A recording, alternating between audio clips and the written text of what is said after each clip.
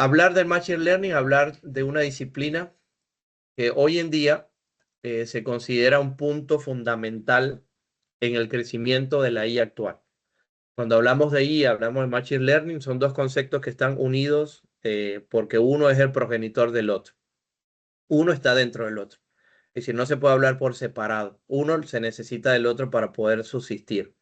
Si no existiera Machine Learning, la IA probablemente tuviera dificultades para poder hacer todo lo que hace actualmente. Por lo que el Machine Learning es un punto de inflexión muy importante de su creación.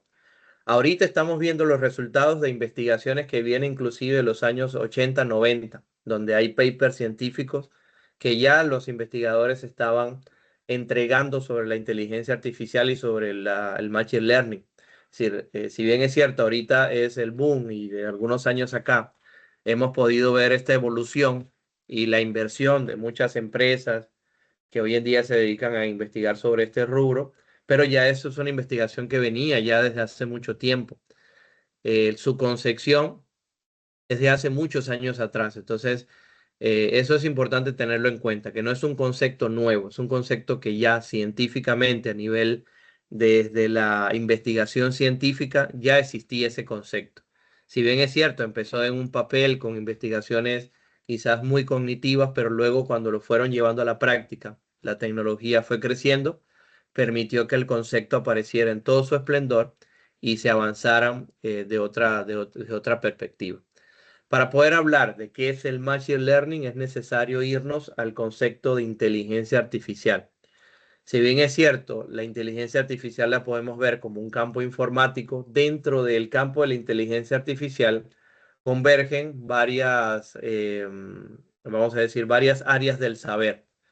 Y todas esas áreas sumadas se dedican a crear sistemas o a crear máquinas que lo que intentan es imitarnos a nosotros para realizar tareas que nosotros hacemos que requieren discernimiento, aprendizaje y toma de decisiones, que es lo que realmente nos caracteriza a nosotros como seres humanos. Vamos a decir, eh, esa característica de poder tomar decisiones, de poder aprender de distintas maneras, no aprendemos todo de la misma manera, hay formas y formas de aprender, de poder tener discernimiento y decir, mira, sí voy a hacer esto, no voy a hacer esto, ¿por qué voy a hacer esto?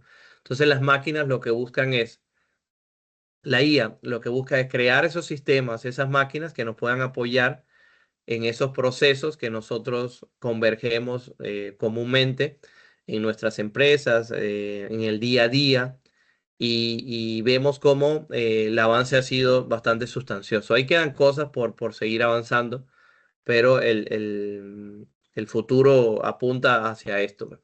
Ahora, partiendo de que la inteligencia artificial busca crear sistemas o máquinas, el Machine Learning da la capa de procesos, es decir, se considera una rama de la inteligencia artificial donde aporta los procesos necesarios para que esas máquinas, esos sistemas, tengan las propiedades o la capacidad de aprender, identificar patrones y a partir de esos datos, sin ser programados, ellos mismos van a crear sus propias reglas para poder crear su propio conocimiento.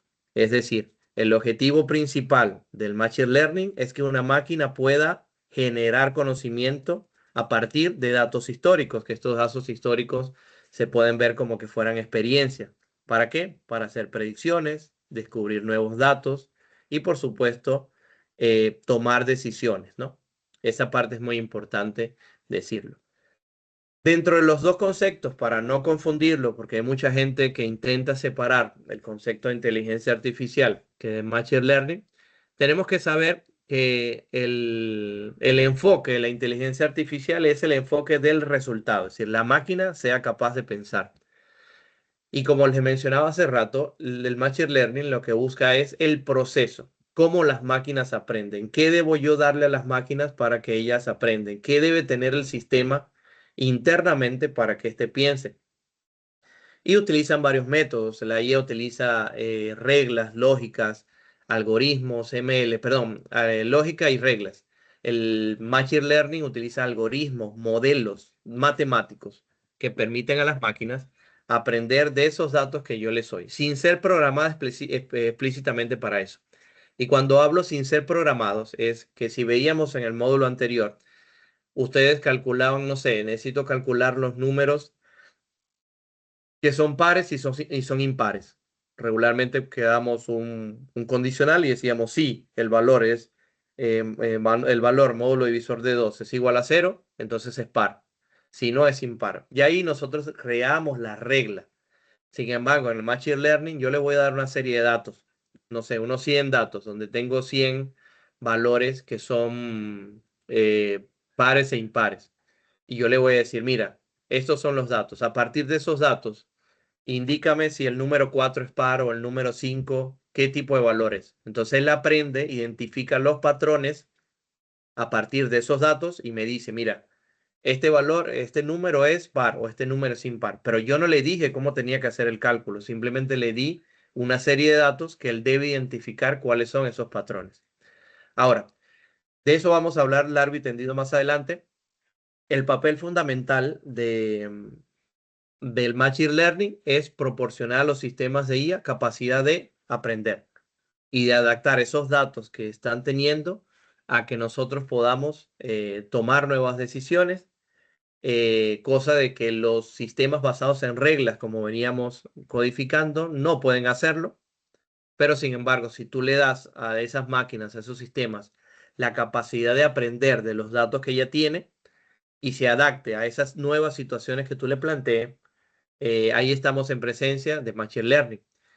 Y es que podemos ver que el Machine Learning estaba inclusive, o la parte de la IA estaba dentro siempre de cosas que nosotros hicimos cotidianamente, porque, por ejemplo, en los juegos que teníamos antes de Nintendo, Atari, en la época vieja, luego evolucionaron, ya tenían componente de inteligencia artificial. Eso de que la máquina jugaba contra ti, eso tenía algo de inteligencia artificial, tenía algo de programación que tiene que ver con la IA. Es decir, él no aprendía o no manejaba solo por puras reglas, sino tenían componentes de IA anteriormente. Me voy a volver a la placa anterior porque es necesario hablar de otro tercero, que es el Deep Learning. Si es cierto, no es parte de lo que vamos a ver acá. El Deep Learning es un subconjunto del Machine Learning. Como ven, es IA, Machine Learning, y dentro del Machine Learning está el Deep Learning. Y el Deep Learning es un tipo o un subcampo, vamos a llamar así, del Machine Learning, pero que utiliza redes neuronales artificiales profundas. Es decir, nos da la capacidad de pensar a profundidad. Y eso es lo que estamos viendo mucho en las IAs de actualidad. Utilizan Machine Learning, pero específicamente Deep Learning le está dando más sentido a muchas cosas porque, si bien es cierto, utiliza todas las potencias que vamos a ver del Machine Learning, pero hace a nivel profundo. ¿Por qué? Porque ya hoy en día no manejamos 1000 registros ni 100, manejamos millones y millones y terabytes de información, por lo que las capas que se crean para poder aprender, que el modelo de Machine Learning aprenda, son profundas. Entonces, esa subárea, ese subcampo del Machine Learning llamado Deep Learning, nos da las herramientas para analizar y tomar decisiones a profundidad. Cuando yo les digo el término profundo, me refiero al número de capas, nodos o como ellos lo denominan, neuronas, a través de las cuales pasan los datos, permitiendo al modelo aprender de una forma jerárquica y completa según los datos que él va teniendo. Hay varios tipos también de Deep Learning que lamentablemente no es parte del curso, pero por ejemplo la diferencia, porque es una pregunta muy constante, ¿cuál es la diferencia entre Machine Learning y Deep Learning? Cabe decir que cuando utilizamos volúmenes de datos, el Machine Learning funciona bien con conjuntos pequeños o medianos.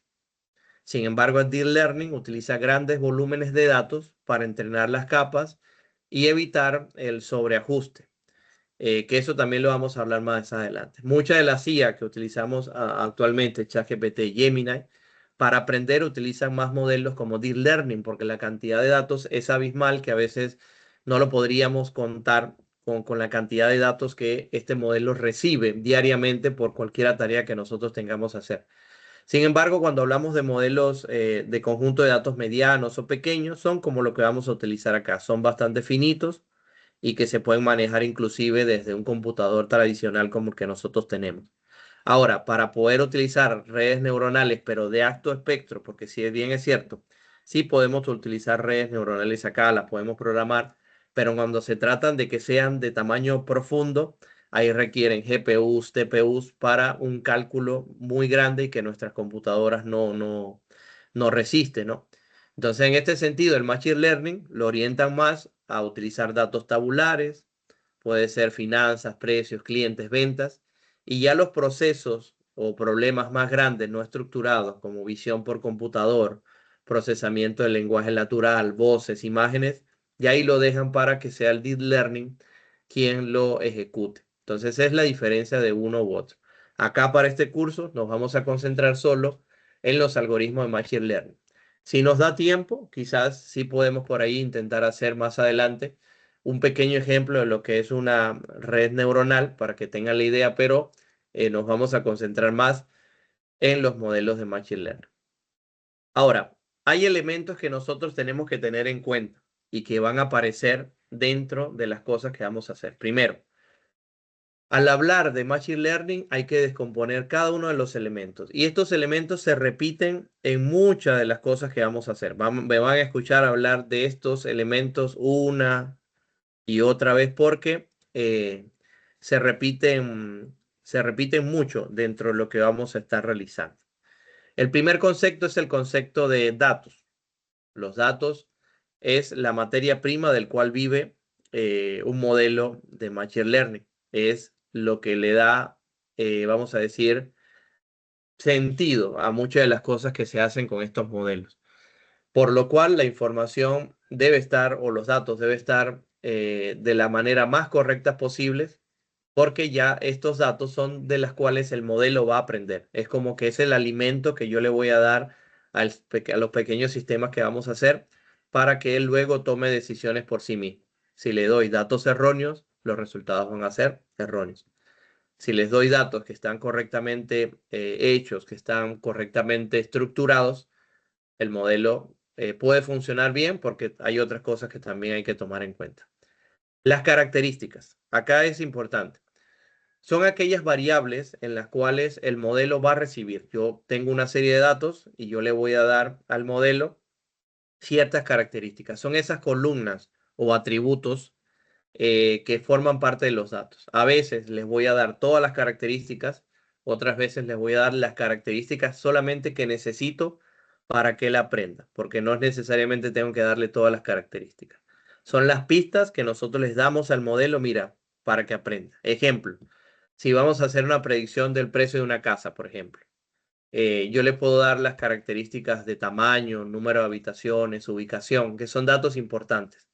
Pero, por ejemplo, la fecha de construcción de, del bien, si bien es cierto, puede ser una información relevante, pero para la predicción del precio hay algunos que no la toman muy en cuenta, o a nombre de quién está la casa, o, por ejemplo, vamos a ver otro caso, las puertas son de madera o son de fierro. Si bien es cierto, afecta el precio de la casa, pero cuando tú vas a un perito para que te haga el cálculo de la casa, hay otros, vamos a decir, datos, componentes, características que le toman como más relevancia. Entonces, eh, esas variables son las características que tú le das a partir de donde él va a aprender. En el ejemplo que veían del Titanic, que vieron en el módulo anterior, regularmente el precio del ticket te iba a decir la clase donde ibas a estar ubicado dentro del Titanic. Si estudiamos esa fuente de datos, la mayoría de los que murieron pertenecían a una clase baja. ¿Por qué? Porque estaban al final del barco, no pudieron salir. Entonces, vemos que esa es una característica, el precio de ticket o el grupo a donde estaba asignado, para ver si el usuario tenía posibilidades de sobrevivir o morir. Entonces, en esa parte, a eso refiero. Esas son las características. Ahora, está también las etiquetas. Las etiquetas son las variables de salida o la respuesta correcta que se desea que el modelo aprenda. Si bien es cierto, estas etiquetas, hay modelos que sí se las vamos a dar, otros que no. Esto representa el punto de partida donde él va a aprender.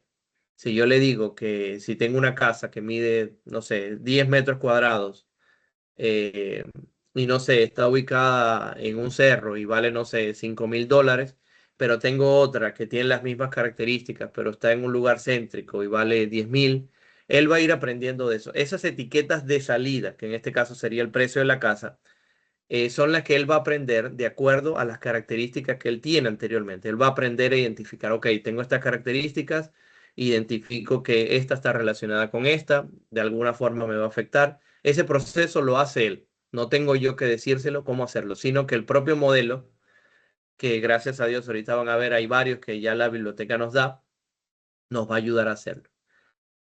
Algo que he hablado bastante, que ustedes me escuchan decir el modelo, el modelo, el modelo. Y aquí me detengo un poquito. El modelo es la representación matemática. Aquí es donde les decía que todo lo que tiene que ver con Machine Learning, gran parte tiene que ver con matemática. Ese modelo que ya está realizado, ya está definido dentro de las herramientas que nosotros tenemos como la librería Scikit-Learn, es una representación matemática, que si bien es cierto, nosotros no la vamos a crear desde cero, sino esa representación matemática ya está, pero sí es bueno que nosotros sepamos cuáles son los componentes que tiene para pensar cómo él me va a dar resultado.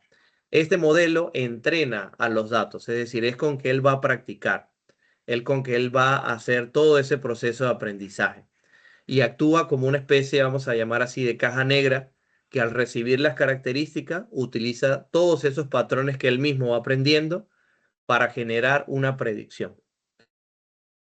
No sé si recuerdan en matemáticas cuando ustedes veían la ecuación de la recta, que es y es igual a m por x más una constante, donde m era la pendiente. Esa función que yo le estoy dando, que es una función lineal, representa un modelo matemático, por ejemplo. Y se hace referencia a que ese modelo de la función lineal tiene que ver mucho con la regresión lineal, por ejemplo.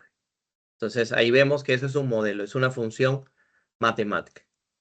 Ahora, todo modelo, así como le damos etiquetas, características, necesita ser entrenado. Todo modelo necesita utilizar esos datos para practicar y ver. Es un proceso iterativo interno donde el algoritmo ajusta cuáles son las cosas verdaderas o falsas que él va a predecir. Y a medida que tenga más datos, el entrenamiento puede funcionar mejor porque tiene más datos de donde él, vamos a decir, practicar.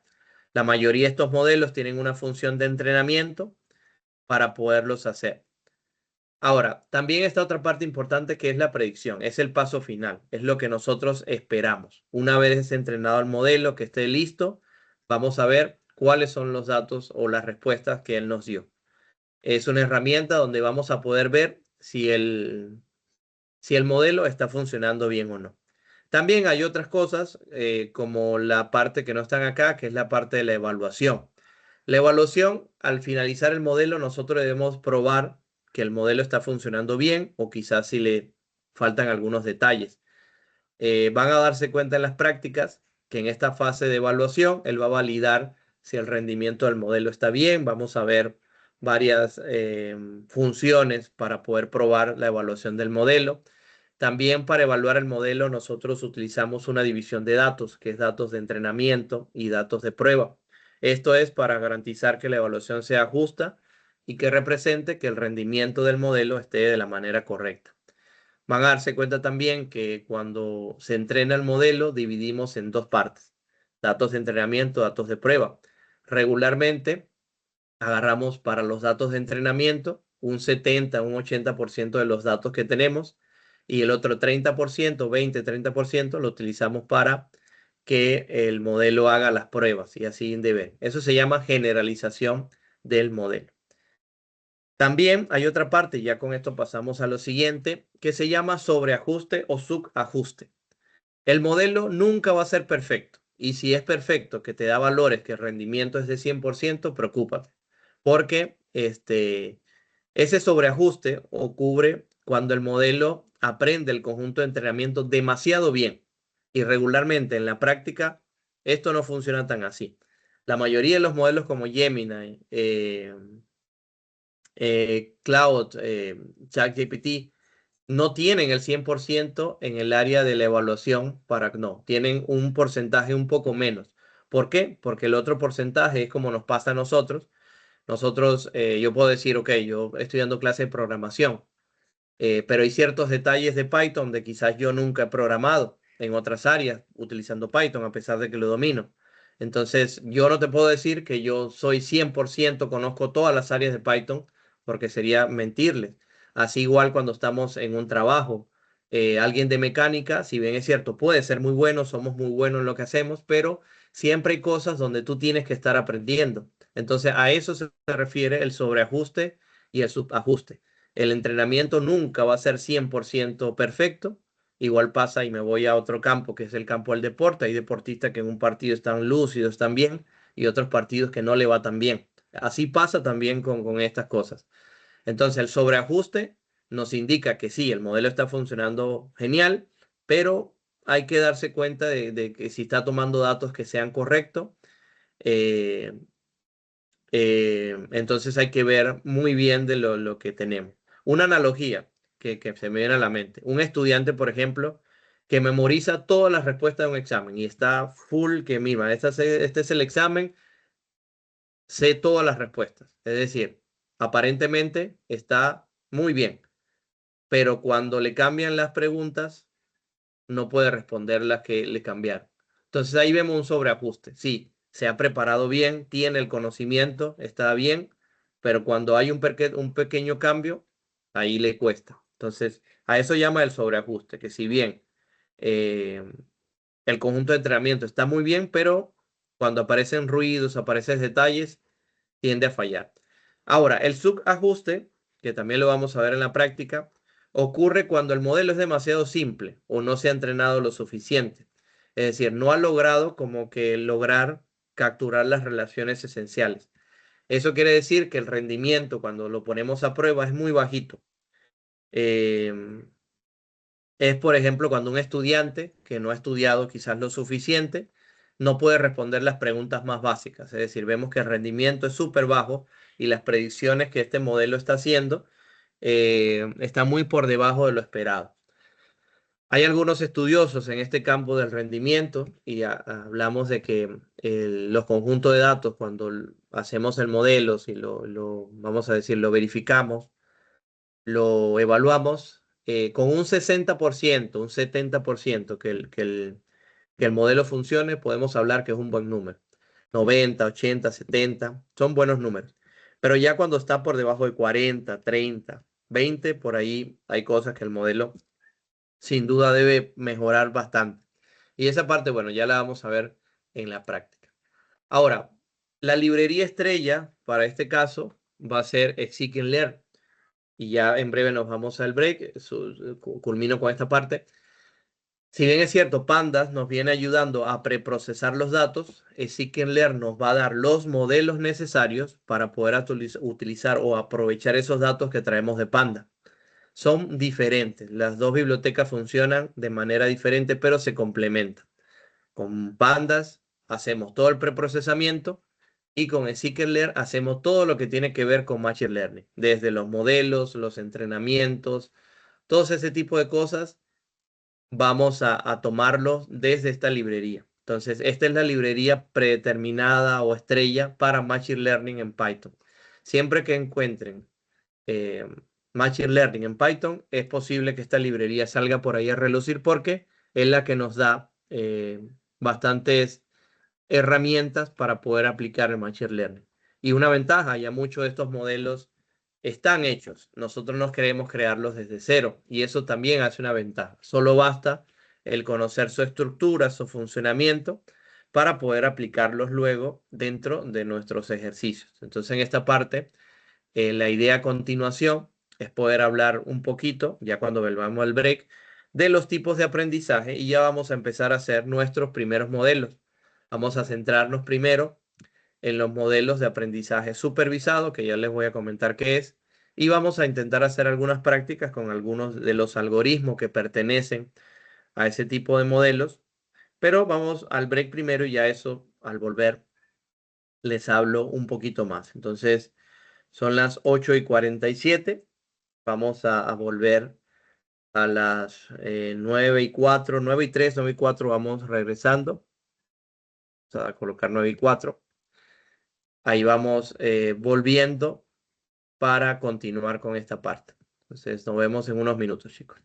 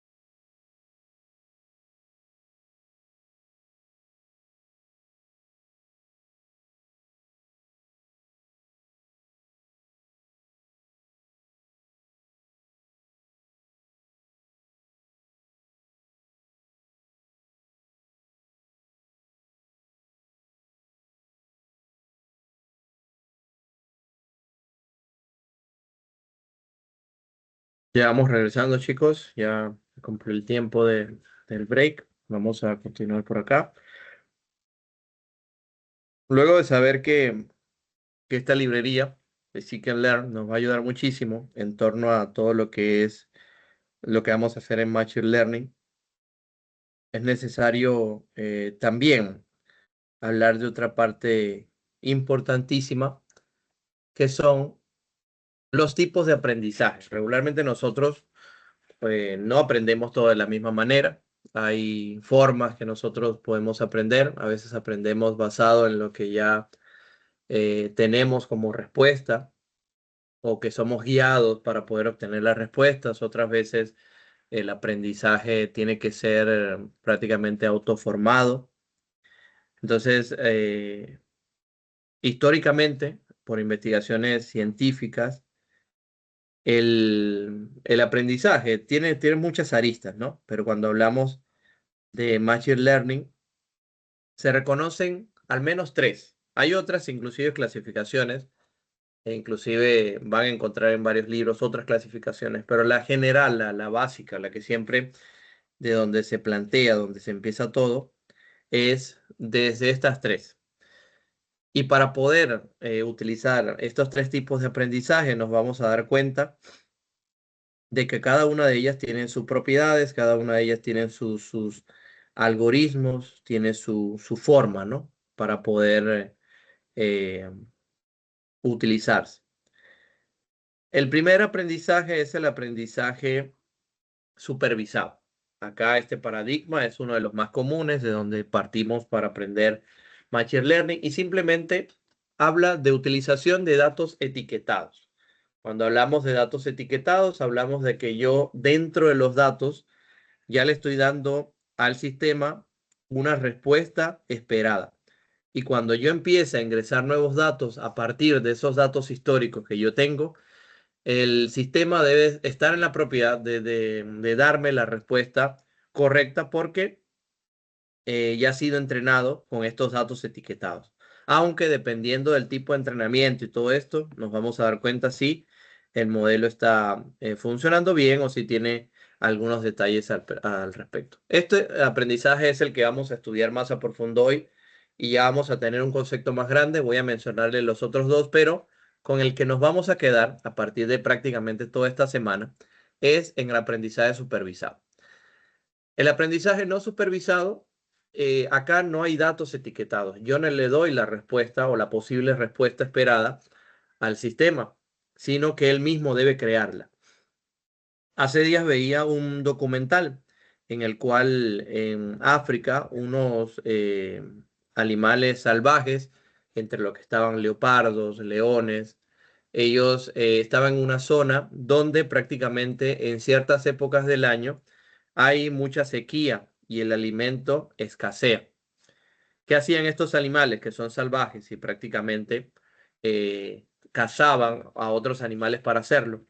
Se dieron cuenta de que el alimento empezó a escasear y cerca de la zona donde ellos están en cautiverio hay un mar y ellos aprendieron a ir al mar y ahora estos animales que son salvajes comen hasta pescado, es decir, se meten al mar, nadan una cierta cantidad no muy alejado de la orilla, pescan y traen su comida, su pescado en la boca y lo devoran y lo comen. Entonces, nadie les enseñó a ellos eso. Su sentido de supervivencia sabe que tiene que buscar alimento, pero su alimento era conejos, ese otro tipo de comida que era más alcanzables en su hábitat. Pero viendo que ellos no podían comer, no tenían que comer, lo que hicieron fue salir de esa zona de confort y, oye, aquí hay un mar, porque nadie les enseñó eso. Aquí hay un mar, esto también se puede comer. Y aprendieron a comer del mar. Entonces, ahí vemos un ejemplo de aprendizaje no supervisado. ¿Por qué no supervisado? Ellos sabían que ellos necesitan para comer, pero dentro de su programación, vamos a decir así, no está en pescar en el mar, sino que su supervivencia lo llevó a tener que aprender de que en el mar también habían cosas en el cual van a tener que comer, ¿no? Entonces vemos la diferencia en el aprendizaje supervisado. hay etiquetas, datos históricos que ya tienen una posible respuesta y en el aprendizaje supervisado no hay etiquetas, es decir, la persona o el ente aprende sin datos etiquetados. Este es el aprendizaje por refuerzo, que es el aprendizaje que también se le denomina ensayo y error. Es decir, yo te doy algo, si emites una respuesta correcta o una acción correcta, te premio. Si emites un comunicado, una respuesta errónea o una acción errónea, te penalizo. Entonces, el aprendizaje por refuerzo enseña a la máquina o al sistema de que si se equivoca en algo, sabe que no lo debe hacer otra vez y toma otra vía para hacer las cosas hasta que aprende completamente cómo realizarlo. Entonces, basándonos en esos tres, como les dije, lo que vamos a hacer a continuación es hablar un poquito de lo que es el aprendizaje supervisado, que es donde nos vamos a basar esta semana, ¿no?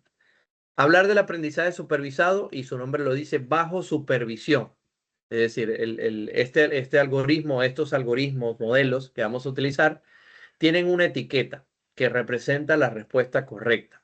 El objetivo es que los sistemas aprendan en base a las entradas que ya se le han dado antes y cuando vayan generando entradas nuevas, ellos puedan ir intentando predecir el resultado que es correcto, ¿no?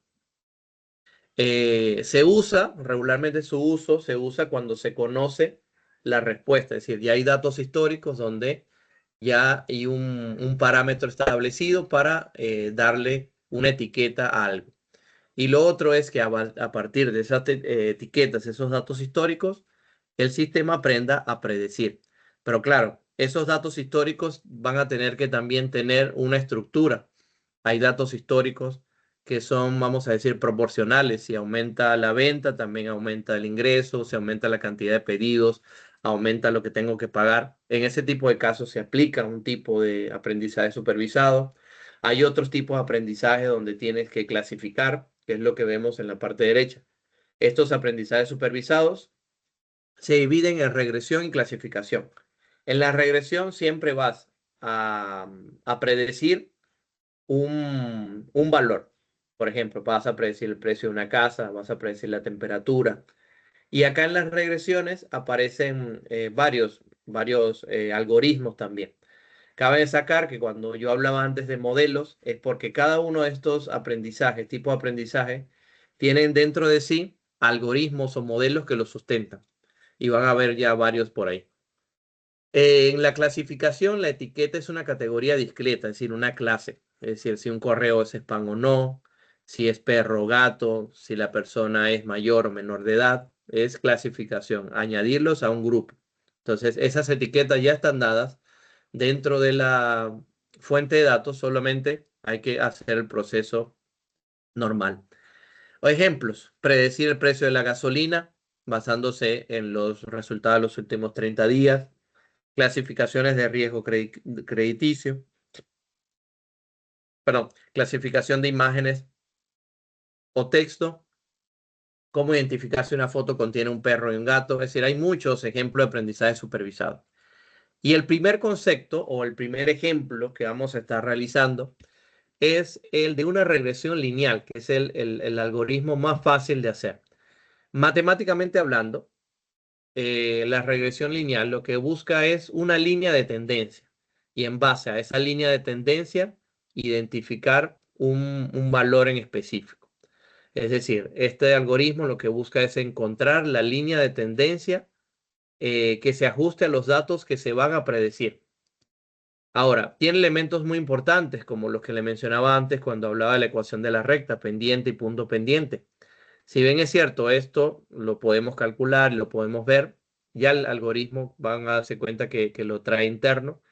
Y para estos algoritmos de regresión y algunos algoritmos que vamos a ver, hay 4 pasos importantes. Primero, tenemos que preparar los datos y esto incluye en la preparación de los datos un pequeño análisis exploratorio de datos, seleccionar las características y las etiquetas, dividir los datos en entrenamiento y prueba y luego inicializar el modelo, entrenarlo y predecirlo. Y al final evaluarlo. Cabe destacar que en este tipo de modelos siempre hay una variable objetivo, es decir, la variable que deseas predecir, es decir, la variable dependiente.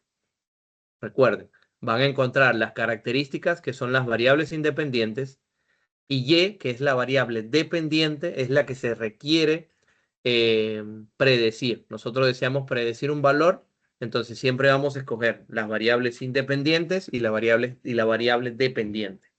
Puede ser en las características, puede ser uno, dos o todas las columnas que incluye la fuente de datos que están utilizando. Y acá me voy a detener porque este va a ser el primer ejemplo que vamos a tener. Vamos a ir a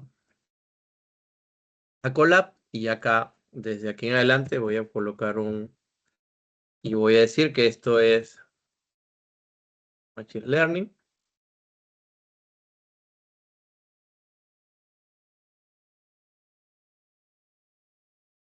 Y acá, el primer algoritmo del que vamos a hablar es el de regresión lineal.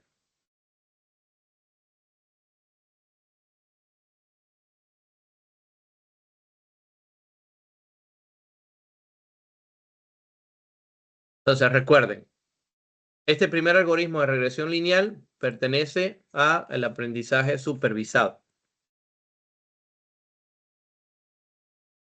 en el cual se basa en etiquetas. Es decir, yo le doy ya al modelo, le doy las posibles respuestas, las etiquetas. Ahora, la regresión lineal apunta a calcular, a predecir un valor numérico. Un valor numérico es lo que siempre apunta a la regresión lineal. Recuerden que teníamos dos tipos también de ejercicios. Estaban los de regresión, en la cual lo que se busca calcular es un valor numérico, un valor continuo, y la clasificación, el cual son categorías. Entonces vamos a ver ejemplos de regresión y de clasificación. Hay muchos. Ahora, para cada aprendizaje, tipo de aprendizaje, también podemos encontrar que hay varios tipos de algoritmos. Y la regresión lineal es un tipo de algoritmo que se aplica en el aprendizaje supervisado. Ahora, recordar también que estos algoritmos plantean el poder calcular la línea de tendencia donde se ubiquen mejor los datos para poder, vamos a decir, calcular.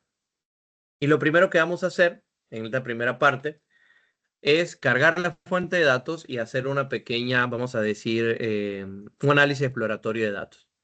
Estos datos que vamos a cargar acá, y lo voy a escribir acá una vez, tienen relación a casos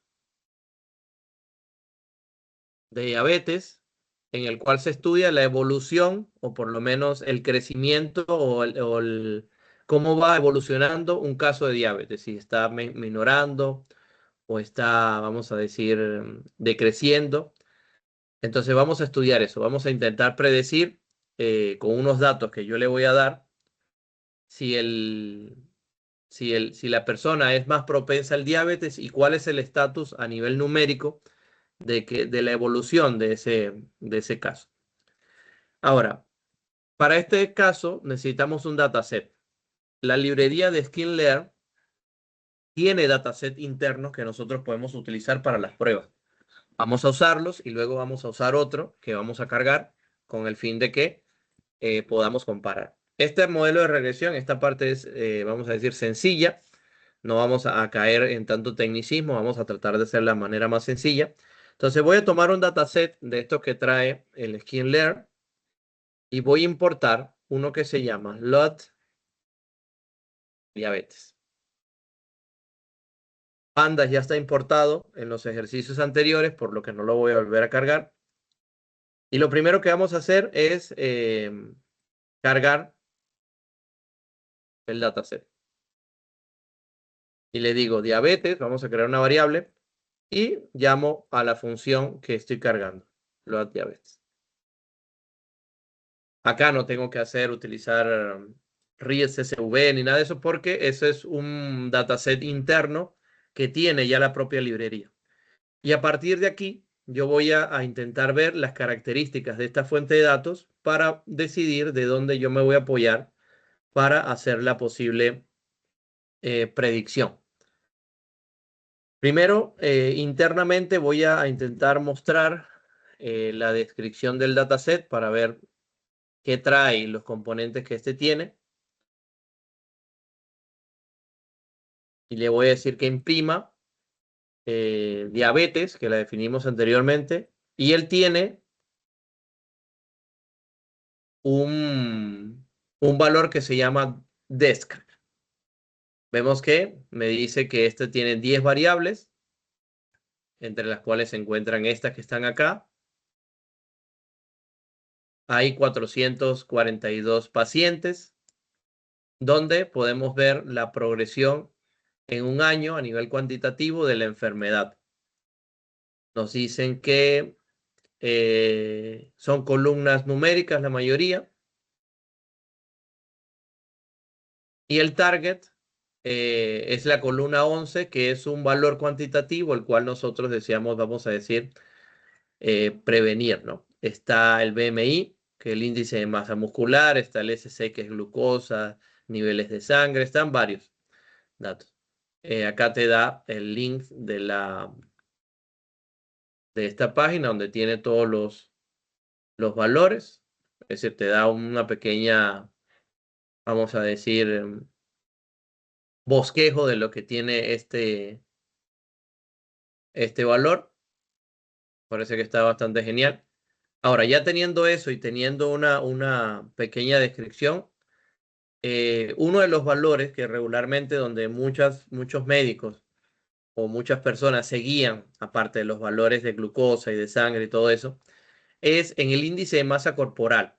Es un índice que para este tipo de datos es crucial porque nos dice más o menos, regularmente una persona diabética les envían a comer otros alimentos, que se cuide, inclusive que baje de peso. Y el índice de masa corporal te va a dar mucha idea de cómo va evolucionando, cómo vas controlando esta enfermedad, ¿no? Vamos a imprimir otra característica, que él tiene otra característica que se llama Features Name, para ver los nombres, aunque ya la tenemos acá, pero para ver solamente los nombres de de cada una de las características que este tiene para poder verlo de una manera normal. A ver, sin la S, perdón. Me dice que estos son las características disponibles. Esto es importante saberlo para saber con cuál me voy a quedar. En este caso, por ejemplo, la variable objetivo también es importante poder verla. La mayoría de estas fuentes de datos que tienen esta carga automática dentro de Scikit-Learn, por ejemplo, este es una fuente de datos que él ya trae predeterminado. Ahorita vamos a hacer luego una práctica nosotros mismos cargando. También regularmente tiene un target que nos permite ver la medida cuantitativa. Por ejemplo, si yo le doy target solo, también me va a traer todos los valores objetivos, ¿no? Entre más alto esté el valor, que vemos que va desde valores súper bajos hasta valores que pasan los 300, entre más alto sea, la progresión de la enfermedad es un poquito más alta, y entre más bajo sea el valor, menos propensos es como que a que siga empeorando, vamos a decir. Es un dataset que ya está preparado, está normalizado, no es necesario volver a hacer otros cambios adicionales, ¿no? En este caso, en esta parte vamos a ahorrarlo. Solamente es para que vieran la carga nada más. Entonces, a partir de acá, yo tengo que pensar, si ya cargué los datos, todo bien en los datos. Ahora, ¿qué necesito yo utilizar para esto? Ahora, si yo evalúo, hay varios datos que son importantes, como el BMI. Veíamos que el S6 también tiene que ver con la glucosa en la sangre, los valores que este tiene, los triglicéridos. Hay varias cosas que nosotros podemos medir. Podemos inclusive usar varios valores que este tiene. Pero yo me voy a concentrar nada más en usar el índice de masa corporal para poder medir cómo va la enfermedad. Aquí puedo utilizar varios valores y el modelo igual lo podemos, vamos a decir, mejorar si así lo deseamos. Pero me voy a quedar nada más con que voy a utilizar como variable de las características, voy a utilizar el BMI. Y la variable objetivo es la target, que es esta que tenemos acá. Él ya lo tiene predeterminado. Entonces, lo primero que yo tengo que definir entonces es quién es la variable objetivo y quién es la variable independiente. En este caso, la variable independiente le voy a decir que sea X y va a ser el valor que está en la posición de BMI, que si vamos por posición sería 0, 1, 2. Como estos datos, como tal, no es un data frame, sino que tiene su propio formato, tengo que leerlos tal como él lo tiene. Ya habíamos creado anteriormente un diabetes, que es una variable que almacena esos datos, y de esa data que tiene interna, yo lo que le voy a decir es que solamente seleccione el campo 2 o la posición número 2. Y para esto me voy a apoyar en una función de NumPy que se llama new axis, perdón. Y le digo que esta X va a ser el valor de la posición 2. Simplemente le estoy diciendo eso. Y Y, que va a ser la variable objetivo, la variable que yo deseo predecir, va a ser el valor de target.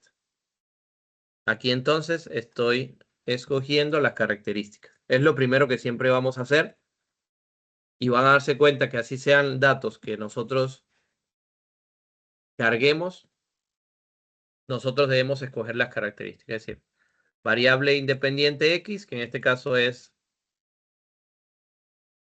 índice de masa corporal, y la variable objetivo es estos valores que están acá. Ahora, ya escogí las características. Teniendo las características, veamos acá que luego de las características yo debía dividir los datos, y los datos se dividen en datos de entrenamiento y datos de prueba.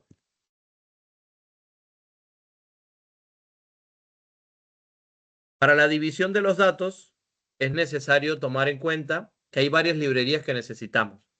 Primero, necesitamos una librería que nos traiga una función para poder hacer el entrenamiento y la prueba. Y le decimos from inlearn.model selection. Importamos train test split. Y recuerden siempre esta librería porque la van a utilizar mucho en cada uno de los modelos. Train test split es esa función encargada de SkinLearn para hacer el entrenamiento y la división de los datos. Y tengo que escoger el modelo que voy a utilizar, que en este caso va a ser un modelo lineal llamado Linear Regression, que es la regresión lineal. Ya teniendo eso, es importante ahora poder dividir. Para la división de datos teníamos que iba a escoger el 80% de los datos para entrenamiento y el 20% para pruebas. Esto lo habíamos comentado en la diapositiva. Entonces, 80% para entrenamiento y 20% para pruebas. Es decir, del total que teníamos acá,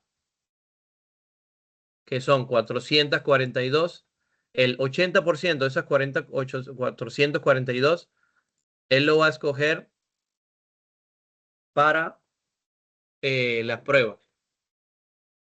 Y el otro va a ser para el 20% para prueba, 80% para entrenamiento. Perdón. Debo definir un eje X para el entrenamiento y un X para el test. Y también un Y para el entrenamiento y un Y para la prueba. Siempre son esos 4 valores. Porque vamos a tener que comparar la variable objetivo con la variable independiente para, ya sea en los entrenamientos o en las pruebas. Y todo esto va a ser igual a train es split. Y dentro de ella voy a tener x, y, que ya lo cargué anteriormente en la celda anterior.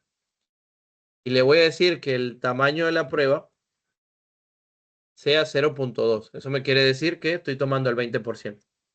Y él interpreta automáticamente interna que el resto es el 80% para entrenamiento. Y una semilla que le denominamos random state para que él seleccione aleatoriamente los datos que él va a utilizar. No lo hace de manera, vamos a decir, lineal, sino que él los toma aleatoriamente. Eso es una semilla más random state. Regularmente le colocamos S42, pero puede ser otro valor también. Acá entonces con esto tenemos la división de los datos. Si ejecutamos, vamos a ver acá. No, creo que este no lo había ejecutado. Ahora sí. Si yo vengo y tomo xtrain y le digo .shape para ver el tamaño,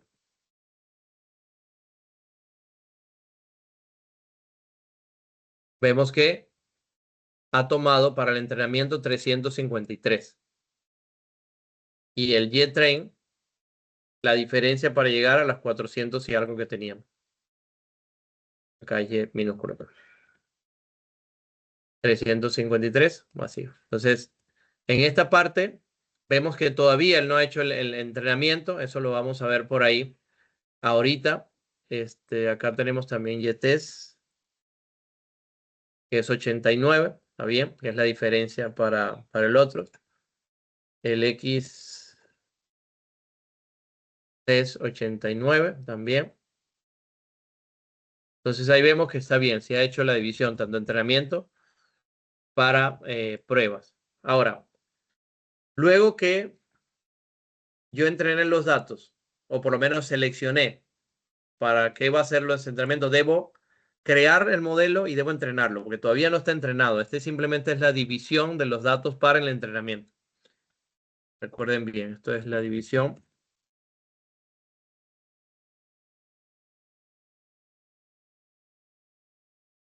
Y ahora debo crearlo y entrenar el modelo. Para la creación del modelo vamos a definir una variable llamada modelo que va a tener la función de regresión. Y este paso es primordial. No podemos entrenar algo que no hemos creado. Entonces creamos el modelo acá y luego ese modelo utilizamos una función llamada fit. Y ese fit se va a encargar de entrenar al modelo. Decimos xtrain y ytrain. Esos son los datos que se encargan de la parte del entrenamiento. Si yo ejecuto, él me crea esto y me dice que él ya ha creado con esto el modelo y lo ha entrenado. Ahora, ya el modelo está listo. Necesito probarlo para ver si es verdad que está bien. Para esto, que le vamos a hacer una predicción manual, porque voy a ingresar unos datos de BMI para poderlo hacer. Este valor lo podemos cambiar. Le voy a colocar BMI manual. Le voy a colocar 0.05. Y la entrada, esta parte es importante también. Como lo que he venido trabajando no está como tal convertido en un data frame y él tiene que reconocerse como una matriz de 2 dimensiones, aquí nos vamos a aprovechar en NumPy para hacer esa conversión para que él pueda leerlo bien. Porque si yo le paso este valor directo al modelo para predecirlo, probablemente no me va a funcionar. Entonces le digo que voy a crear un valor manual y este va a ser igual a np.array.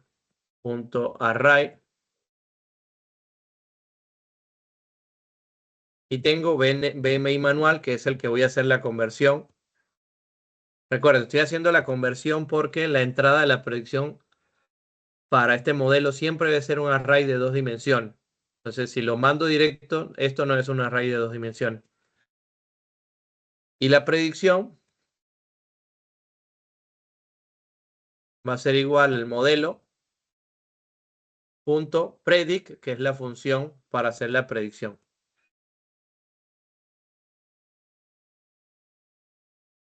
Vemos que acá es una serie de pasos, no es tan establecido como los otros que hemos nosotros realizado, ¿no? Y acá, ok, tengo la predicción. Ahora voy a enviar a imprimirlo para ver el resultado. Y luego lo que vamos a realizar es un gráfico para que vean si lo hizo bien o lo hizo mal y de cómo él evalúa lo que está haciendo. Voy a imprimir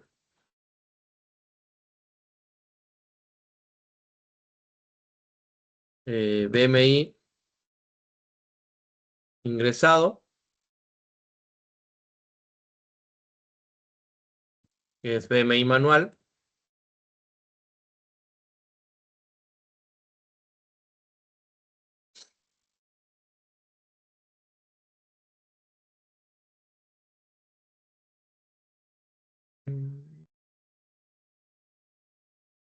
Acá. E imprimo la predicción,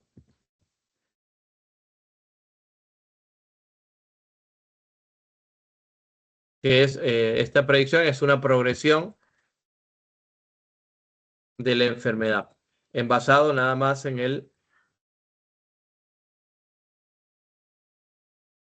Y acá vemos lo siguiente. La predicción, como él me emite varios elementos, si yo agarrara la predicción y lo imprimiera nada más, él me va a imprimir una matriz de 2 dimensiones.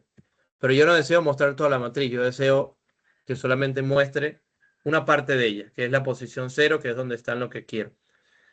BMI manual. Acá me equivoqué, manual.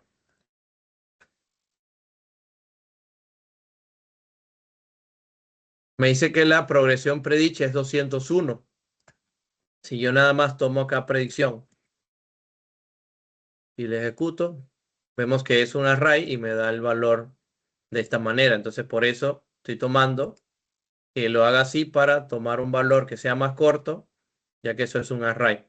Entonces me dice que la progresión de la enfermedad es 201.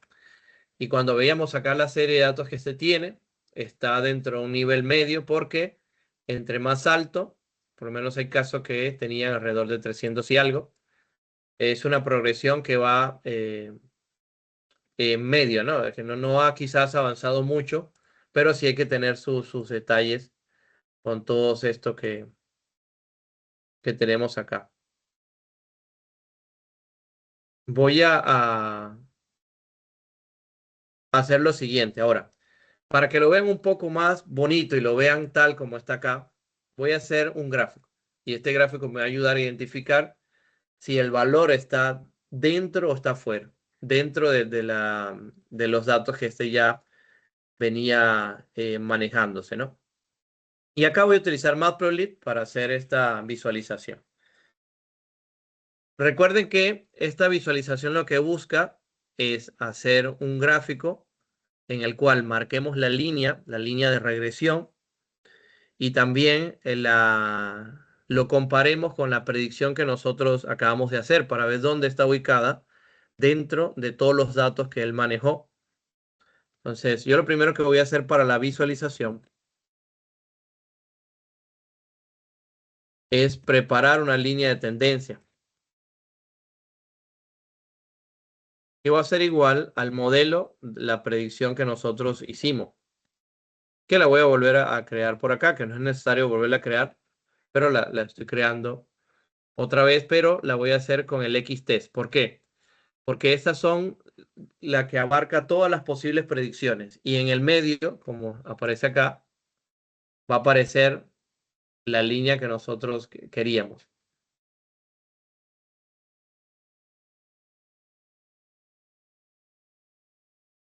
También acá nos vamos a apoyar plt.figure, que es para generar la figura, le decimos fix size. Va a ser igual a 16. Vamos a dibujar los puntos reales, es decir, los datos que este tiene. Es importante poderlo colocar. Y vamos a hacerlo con un scatter plot. Vamos a decir plt scatter, que va a tener xtest.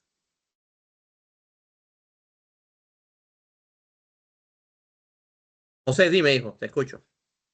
Profesor, por qué está usando los valores del 16 en el fix size? Ese es el tamaño del gráfico. Puede ser 16, puede ser 12:10. ¿Y en qué unidades está midiendo eso? Él lo utiliza en píxeles. Es una medida en píxeles, pero reducida. Es decir, no es que es 12 píxeles, sino que lo escala al tamaño según la pantalla lo esté presentando. Si yo minimizo, él también se va a minimizar la figura. Entonces es una escala aproximada de píxeles, pero simplificada. Ah, ya, entonces el 12 es como qué tan alto es y el 10 como qué tan largo es. Así es, correcto, totalmente. Es una medida interna que él tiene para hacer esa adaptación.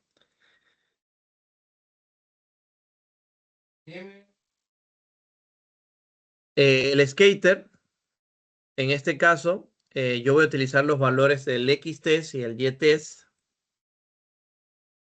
para hacer la parte de todos los puntos reales que van a estar, vamos a decir, mostrándose, para luego compararlo con el valor que yo acabo de intentar predecir hace minutos. Estos sean los datos reales. Ahora, dentro de ese skater, dentro de esos datos, que son, vamos a decir, puntos los que van a aparecer ahí, yo necesito hacer el trazo de la línea y la línea, por supuesto, tiene que ser con gráfico de líneas, que esa va a ser la línea de progresión. Y vemos cómo dentro de un mismo gráfico yo estoy mezclando que van a aparecer los dos. Le digo plt.plot para decir que es un gráfico de línea. E igual paso el xtest y el valor de la línea que yo intento predecir, que la hice arriba, y el pred línea. El color en este caso le voy a decir que sea rojo para cambiarlo del anterior. Le voy a decir que tenga como una especie de grosor de 2 y una etiqueta que sea línea de regresión. Ahora, tengo las dos posibles líneas que él va a marcar, pero ahora necesito dibujar la predicción manual, es decir, que él me muestre con un determinado punto en dónde se ubica esa predicción que yo hice que es de 201.93. ¿Dónde la va a ubicar? Dentro de todo ese gráfico. Eso va a terminar algo como así. Lo rojo, que es esta parte que está acá, que es la línea de regresión. Los datos reales en azul, perdón. En rojo la línea de regresión. Y ahora en el medio yo quiero que aparezca un punto como este que está acá verdecito que se ve acá, para que él me identifique dónde exactamente él planteó ese valor, dónde lo ubicó dentro de la predicción que él hizo. Y si está dentro del marco de la predicción que él esperaba, ¿no? Y voy a utilizar también un skater para esto, donde voy a pasar el X manual que definimos arriba, la predicción, y le voy a decir que sea en color verde. Le voy a poner un marcador, le voy a decir marker, y le voy a decir que sea una X en mayúscula, que la marque ahí en grande. Un tamaño grande que se vea de 200 y un color que está por encima, que lo bordee, que sea color negro, como para que resalte. Y la etiqueta, que en este caso la voy a colocar como un título, que se llame predicción manual, y le imprimo el target que él tiene, ¿no? Que en este caso sería la predicción en la posición que está, posición 0, punto 2F. Recuerden que esta 2F es para que me coloque nada más 2 puntos decimales, nada más. Le voy a decir que me imprima las leyendas, que coloque un grid, una pequeña grilla dentro del gráfico. Le voy a decir que sí, que aparezca. Y lo voy a enviar a imprimir. Aquí faltarían los labels de los lados, es decir, el X label, el Y label, eso lo voy a enviar para ponérselo al final. Quiero que vean el resultado. Y esto es lo que teníamos. Él me dice que ese valor sí está dentro de la línea de regresión y está en este punto. Es decir, que vamos a decirlo, hizo la predicción dentro de los puntos que teníamos. Si esta X hubiera salido por acá, es decir, que eran valores que eran atípicos, que no pertenecían a los datos que él tenía en la predicción. Es decir, que sí lo ha hecho de la manera, vamos a decir, correcta, ¿no? O dentro de lo que se quería. Ahora, es importante que sepamos que la línea de regresión, lo que busca la regresión es buscar la mejor línea que se adapte a los puntos que ya tiene. Y a partir de la predicción ver si estos valores se ajustan a esta línea. Este valor de X, ese es el valor este que tenemos acá, se ajustó perfectamente a los valores que teníamos, 0.05.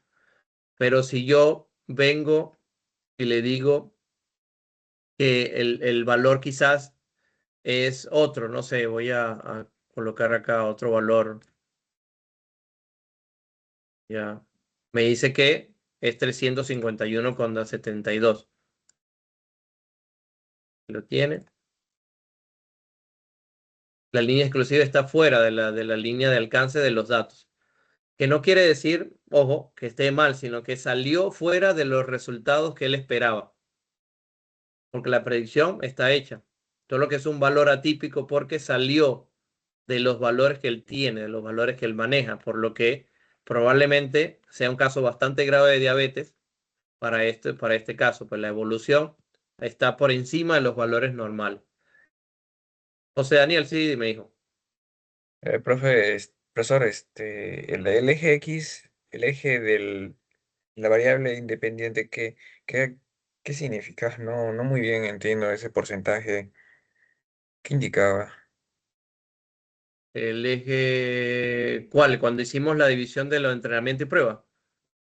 No, en la distribución veo que hay un decimal, ¿no? Parece un porcentaje. Acá abajo. Ajá, ajá. Ya, esto es el BMI. Ese es el BMI, es decir, el índice de masa corporal en decimales. Ah, ya, Y por esto, eso tienes números. claro, por eso es que he hecho cuando le estoy dando el valor manual para que haga la predicción, que es este, lo estoy colocando así en decimales. Por ejemplo, acá ese 0,1 lo evalúo acá. Según esta investigación, para estos datos también, ellos lo que hicieron es tomar los BMI que nosotros conocemos tradicionalmente, que es el índice de masa corporal. Déjame mostrarte acá.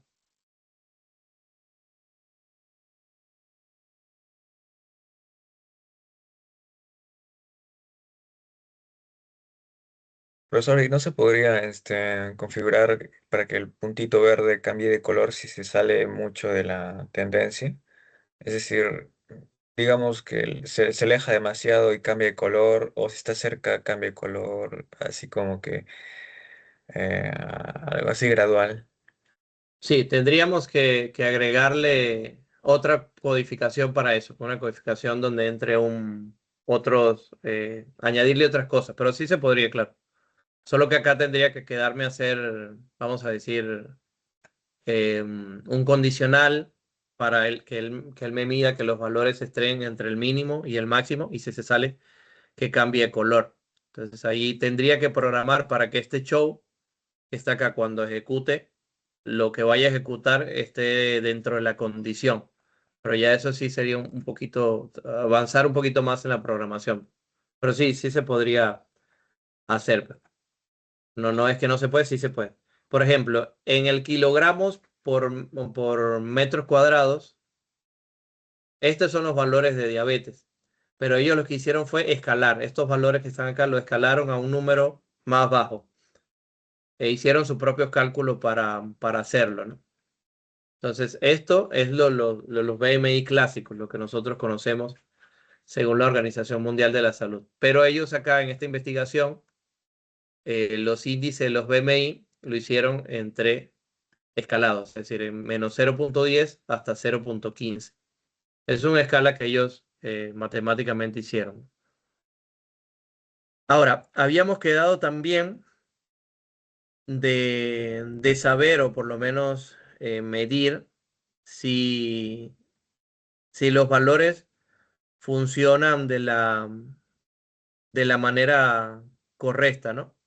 Eso es muy importante poder medirlo, poder saber. Y para esto hay dos,